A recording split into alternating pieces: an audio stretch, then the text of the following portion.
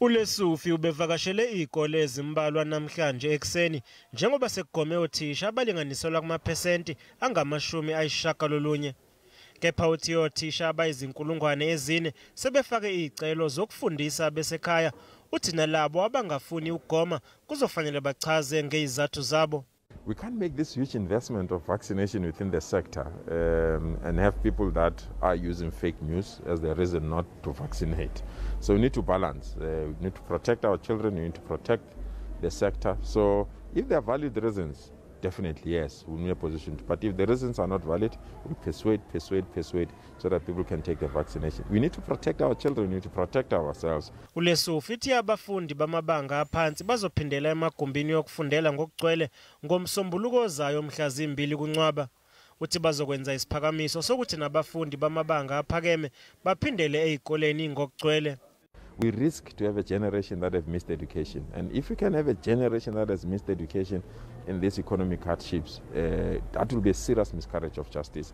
And we have denied these learners their right to access to education. So we need to balance the two. It's very difficult, but we'll try our best. KwaZulu-Natal owengamele ezemfundo uvakashele izikole ePhoenix nokuyindawo ebikhungethwe izigameko zodlame kulamasonto edlule.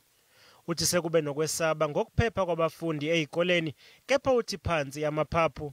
Our message has been clear that one, the safety of learners is a responsibility of all of us. As the Department of Education, we can guarantee them that while they are still within the schooling premises, indeed they will be safe because at least we are in control of that particular environment. But we have also worked very hard with the police and law enforcement agencies to ensure that there is a heightened police visibility in the area. As we know that the area is still engulfed with tensions between the two groupings of these communities. NaseBloemfontein abafundi baphindele emagunjini yokufundela kanti banalo ithemba lokuthi bazokwazi ukuqeda umsebenzi wesikole osabahlalele kule nyanga eyizayo. Well, I feel great about being back at school so we can continue and trying to achieve greatness. I'm very confident that we will finish our syllabus because Adelaide has always been a pinnacle of excellence when it pertains to education.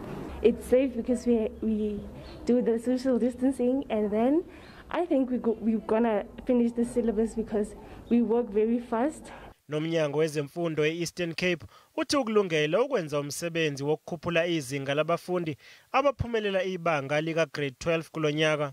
We needed to ascertain the public and also the parents of the Eastern Cape what then becomes our strategic view in redeeming ourselves in terms of the decline that we have sometime last year. In as much as it was a national decline, but it was not. It didn't augur very well for us as a province because we were on the ascendance in terms of the performance systems in the sector.